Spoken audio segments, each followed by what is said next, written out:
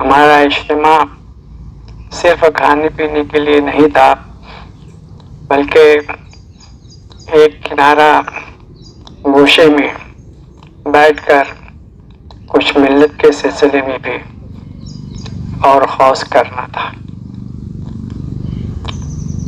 اللہ تعالیٰ کا بے پناہ فضل و کرم ہے کہ وہ کل جماعتی تنظیم جسے مخلصوں نے قائم کیا 2006 میں، 2020 ہے، 14 برس ہو رہے ہیں، اللہ کے فضل و کرم سے بغیر صدر اور سیکرٹری کے انتہائی کامیابی کے ساتھ یہ تنظیم قائم ہے اور اپنے مقصد میں آہستہ آہستہ آگے بڑھ رہی ہے۔ ہم لوگوں نے کانگریس سرکار کے آخری وزیر اعلیٰ جناب چوہان صاحب سے جب ان بے گناہوں کی رہائی کے لیے ملے تھے تو انہوں نے آتے وقت ہم لوگوں سے یہ کہا تھا کہ آپ لوگ اپنا اس اتحاد کو باقی رکھنا، آگے جو دن آنے والے ہیں وہ اور زیادہ کٹھن اور سنگین ہے۔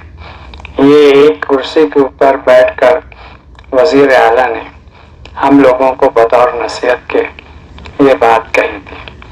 ملت کے مسائل کا حل بھارت میں یا دنیا میں جو سڑک پر جو مسائل ہیں ان کا حل باہمی اتحاد و اتفاق اور جدوجہد پر مبنی ہے۔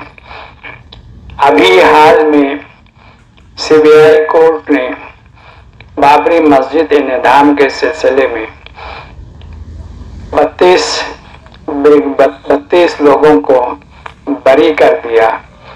دن کے اجالے میں، روشنی میں مسجد ڈھائی گئی تھی۔ سارے مجرمین جو بابری مسجد ڈھانے کے ذمہ دار ہیں، سی بی آئی کے جو کارندے ہیں اور جج ہیں، یہ اچھے طریقے سے جانتے ہیں کہ وہ کون ہے، لیکن انہیں بری کر دیا گیا۔ کل جماعتی تنظیم کی طرف سے ایک تبصرہ اس پر یہ آیا تھا کہ یہ فیصلہ غیر متوقع نہیں تھا۔ پتہ نہیں کتنے لوگوں نے اس کا مطلب سمجھا۔ حالات بہت سنگین ہیں اور بظاہر اس سے بھی زیادہ سنگینی کی طرف گامزن ہیں۔ بابری مسجد کے سلسلے میں جو فیصلہ سپریم کورٹ کا آیا، سی بی آئی عدالت کا جو فیصلہ بابری مسجد گرانے والوں کے سلسلے میں آیا، وہ دونوں ایک ہی فکر اور ایک خیال کی تائید کرتے ہیں کہ ہمارا ملک آہستہ آہستہ ایک بہت ہی بھیانک گڑھے کی طرف بڑھ رہا ہے۔ سپریم کورٹ نے اس اعتراف کے باوجود کہ جنہیں بابری مسجد دی گئی ان کے پاس کوئی ٹھوس ثبوت نہیں ہے، اور جو مسجد جن لوگوں نے وہاں مسجد قائم کی ان کے پاس سرکاری دستاویزات ہیں، وہ فیصلہ کر دیا۔ سی بی آئی نے یہ فیصلہ کیا۔ ہمیں اچھی طریقے سے یہ بات ذہن نشین کر لینی چاہیے کہ اس قسم کے معاملات آئندہ جب بھی عدالتوں میں جائیں گے،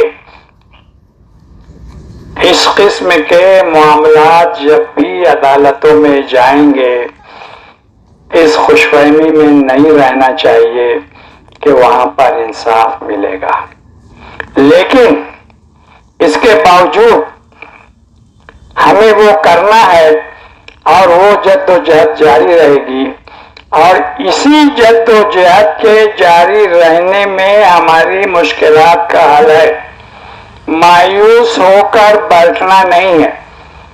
یہ سنگین گھڑیوں کا آخری مرحلہ ہے اور 1-2 دہائی کی بات ہے۔